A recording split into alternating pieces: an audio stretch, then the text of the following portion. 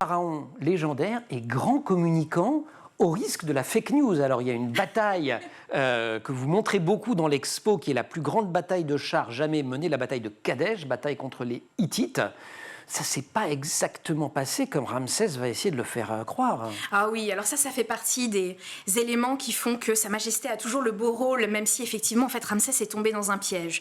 Il a un petit peu péché par orgueil, mais s'il a perdu d'un point de vue territoire, puisqu'il n'a pas réussi à récupérer véritablement la cité de Kadesh, et surtout son objectif qui était un port juste à côté, finalement, c'est son ennemi qui a perdu la face, parce que les Égyptiens ont réussi quand même à tenir face à plusieurs charges de chars hittites.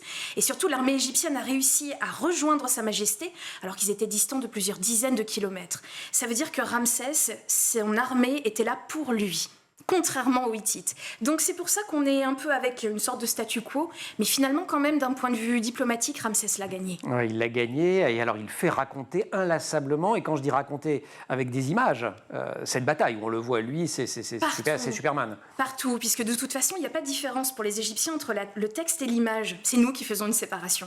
Donc quand nous avons ces immenses représentations de Sa Majesté en train de décocher une flèche et de tuer des milliers et des milliers d'Hittites, c'est carrément la reprise du texte qu'on a tout autour et qui nous raconte comment le roi a réussi presque à terrasser à lui tout seul. Oui, c'est ça. C'est cet empire incroyable qui se trouvait face aux Égyptiens. C'est la franchise Marvel avant l'heure. C'est aussi la fin de ce conflit. C'est aussi le premier accord de paix dont le texte est accessible.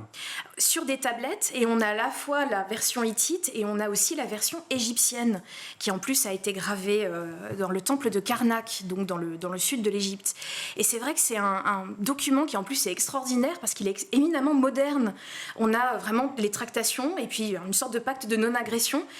Il me semble d'ailleurs qu'on a une copie. Proposée par les Hittites d'ailleurs à l'époque. Et par les Égyptiens d'ailleurs. Oui, il semble que les deux se mettent d'accord. Ils en ont marre de se faire la guerre. Oui, et puis surtout, ça ouvre une énorme paix de au moins un siècle et quelques, avec une possibilité d'avoir des routes commerciales complètement ouvertes. L'Égypte devient absolument surpuissante.